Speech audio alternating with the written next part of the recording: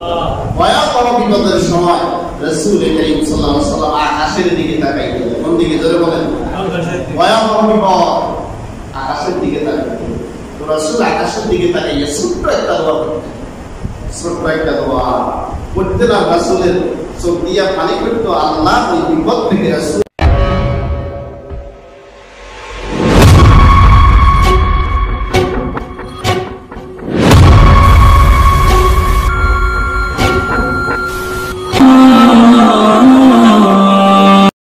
রাসূল করিম সাল্লাল্লাহু আলাইহি ওয়াসাল্লাম ভয়াবহ বিপদের সময়, ভয়াবহ বিপদের সময় আমাদের দেশে এক সময় কলেরা রোগ, আমরা শুনছি, আমরা দেখি,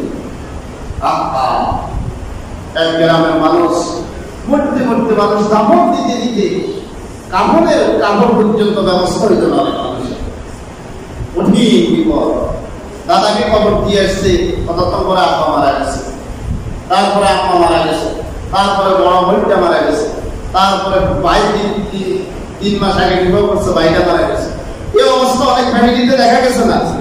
আল্লাহ সেই সময় সেই বিপদ থেকে আপনারা যারা আমাদের থেকে একটু সিনিয়র বয়সে, তারা যে এখন পর্যন্ত মসজিদে আসছে, আপনাদেরকে আল্লাহ কি পরিমাণ রহমত দিয়ে বাঁচায় রেখেছে চিন্তা করেন। কি পরিমাণ রহমত দিয়ে বাঁচায় রেখেছে। এই যে করোনা একটা গেল, এই করোনার ভিতরে সারা পৃথিবীতে 1 কোটি মানুষ মারা গেছে। 1 কোটি মানুষের ভিতরে আল্লাহ আমাদেরকে জীবিত রাখছেন। কি পরিমাণ রহমত দিয়ে বাঁচায় রেখেছে চিন্তা করেন। রহমত দিয়ে বাঁচায় না রাখলে বাঁচার উপায় আছে? লক্ষ লক্ষ ডাক্তার মারা গেছে। ডাক্তার সেফটির ভিতরে থাকে, তাদের কাছে একটা মশা মাসি পর্যন্ত ভিড়তে পারে না।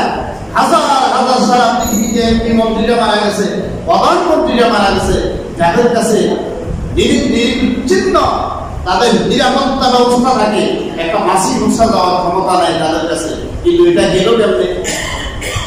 আর রব আমাদেরকে কিভাবে, কোন প্রটোকল নাই, প্রটোকল ছাড়া রব্বুল আলামিন বাঁচায় রেখেছেন। কেমনে বাঁচায় রেখেছেন? সুবহানাল্লাহ। রহমতের বাড়িটা আমাদের উপরে কি করছেন? আল্লাহ বর্ষণ করছেন। এটাও তো স্মরণ করি আমরা, আলহামদুলিল্লাহ বলতে পারি না?